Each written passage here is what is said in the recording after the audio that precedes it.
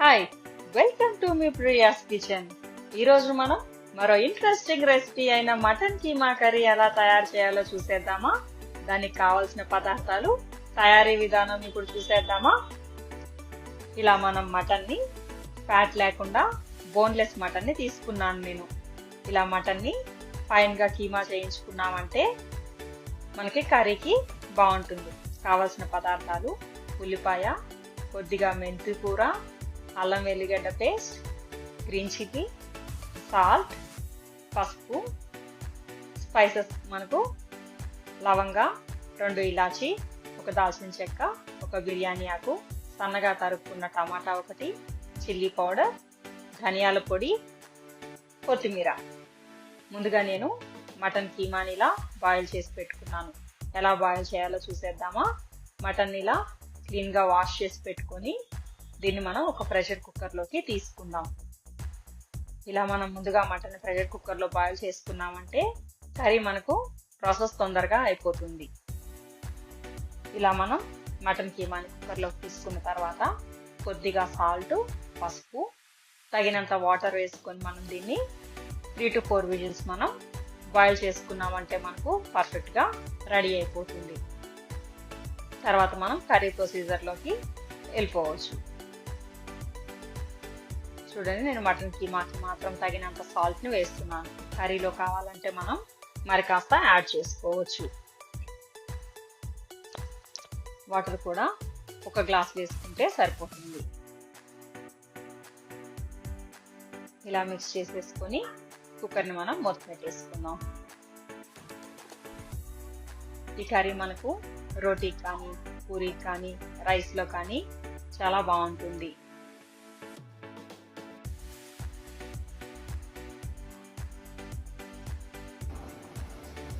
Stove on చేసుకుని 3 to 4 whistles మనం రాని చేసుకుందాం.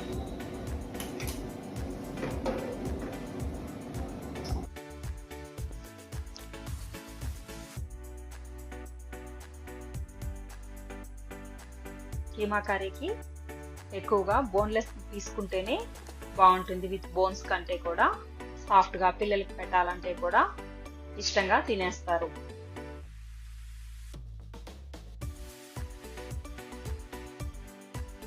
ఇప్పుడు మనం మరో కడాయి తీసుకొని హీట్ చేసుకొని అందులో ఆయిల్ వేసుకుందాం. ఆయిల్ హీట్ అయిన తర్వాత మనం ఇందులో దాల్చిన చెక్క, ఇలాచి, లవంగాలు, బిర్యానీ ఆకు 1 వేసి ఫ్రై చేసుకుందాం. మనం ఇంకా దీనికి వేరే ఏ గరం మసాలాలు యాడ్ చేయాల్సిన అవసరం లేకుండా ఈ స్పైసెస్ దీనికి సరిపోతాయి.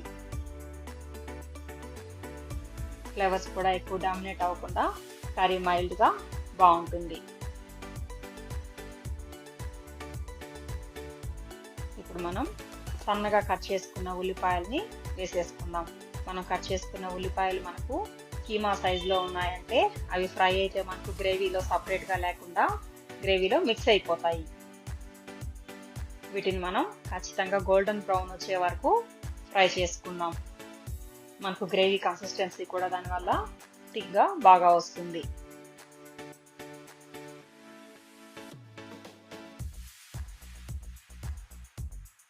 చూడండి, కొంచెం సిమ్ లో పెట్టుకొని ఫ్రై చేసుకున్నామంటే కొద్దిగా రంగు మారుతూ మనకు ఫ్రై అవుతూ వచ్చేస్తాయి ఉల్లిపాయలు.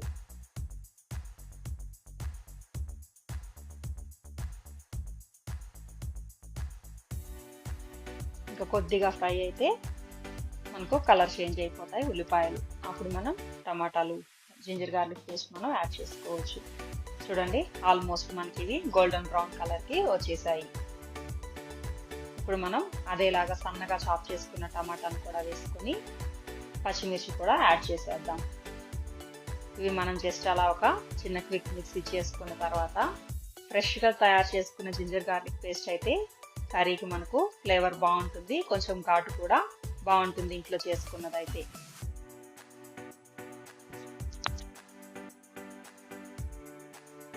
ఇలా ప్రిపేర్ చేసి పెట్టుకున్న జింజర్ గార్లిక్ పేస్ట్ ని ఒక 2 స్పూన్స్, నేనైతే 1/2 kg కీమా తీసుకున్నాను కాబట్టి ఒక 2 స్పూన్స్ జింజర్ గార్లిక్ పేస్ట్ దీనికి సరిపోతుంది.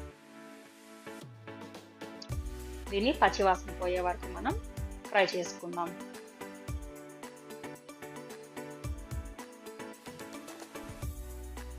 చూడండి ఇలా ఫ్రై అయిపోతూ ఆయిల్ కూడా మనకు రిలీజ్ చేసేస్తుంది.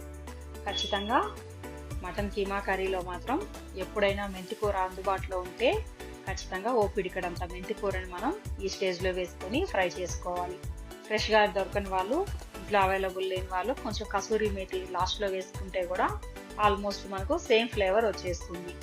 ఇప్పుడు మనం దీనికి ఈ గ్రేవీకి మనం టమాటా ఉల్లిపాయలు ఫ్రై చేసుకుంటున్నాం కదా, దీనికి తగినంత సాల్ట్ పసుపుని మనం యాడ్ చేసుకుందాం. మనం ఇది మటన్లో మనకు తక్కువ అనిపిస్తే ఇక్కడ యాడ్ చేసుకోవచ్చు. మటన్లో మనకు మొత్తం గ్రేవీకి సరిపోయేంత ఉంటే ఇక్కడ వేసుకోవాల్సిన అవసరం కూడా మనకు ఉండదు. ఇప్పుడు మనం మటన్ స్టాక్ని పక్కన పెట్టేసుకొని ఓన్లీ కీమాని మాత్రమే నేను యాడ్ చేస్తున్నాను. ఇక్కడ కాస్త మనకు ఆయిల్లో మనకు ఈ మసాలాలతో ఫ్రై అయితే బాగుంటుందని వాటర్ లేకుండా కీమాని మాత్రం యాడ్ చేసి ఒక 5 నుంచి 10 నిమిషాలు మనం ఇలా సిమ్లో పెట్టుకొని ఫ్రై చేసుకుందాం.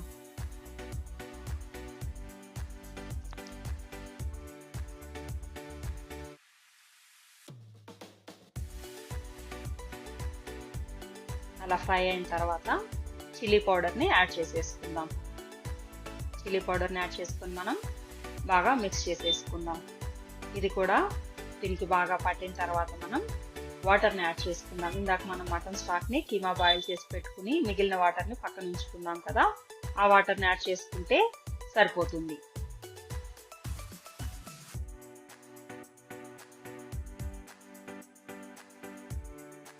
చూడండి నాకు ఈ వాటర్ అయితే సరిపోతుంది. మీకు కావాలంటే నార్మల్ వాటర్ని కూడా ఎక్స్ట్రా యూజ్ చేసుకోవచ్చు. ఈ వాటర్ అంతా మనకు కీమాలో కుక్ అయిపోయి మనకు కన్సిస్టెన్సీ మనకు ఎలా కావాలో అలా థిక్ కన్సిస్టెన్సీ వచ్చే వరకు మనం దీన్ని బాయిల్ చేసుకున్నామంటే సరిపోతుంది. ఒక 10 మినిట్స్ అలా మీడియం ఫ్లేమ్లో ఉంచామంటే మనకు ఇది మంచిగా బాయిల్ అయిపోతుంది. చూడండి మనకు వాటర్ అంతా బాయిల్ అయిపోయి కర్రీ మొత్తం దగ్గర పడుతూ వచ్చేసింది. కొంచెం ఆయిల్ కూడా రిలీజ్ చేస్తూ థిక్ గ్రేవీ రోటీకి కానీ రైస్కి కానీ సరిపడా పర్ఫెక్ట్గా కన్సిస్టెన్సీ వచ్చేసింది. ఇప్పుడు మనం ఇంట్లో ప్రిపేర్ చేసి పెట్టుకున్న ధనియాల పొడి ఉంటుంది కదా, దాన్ని మనం ఒక స్పూన్ యాడ్ చేసేసుకొని మిక్స్ చేసుకొని కొత్తిమీరతో మనం గార్నిష్ చేసేసుకుంటే మనకు మటన్ కీమా కర్రీ రెడీ అయిపోయినట్టే. ఎమ్మీగా టేస్టీగా ఉండే మటన్ కీమా కర్రీని తప్పకుండా ట్రై చేస్తారు కదా. ట్రై చేసి ఎలా ఉందో కామెంట్ చేయండి. Thank you for watching me Priya's kitchen. Like, share, subscribe.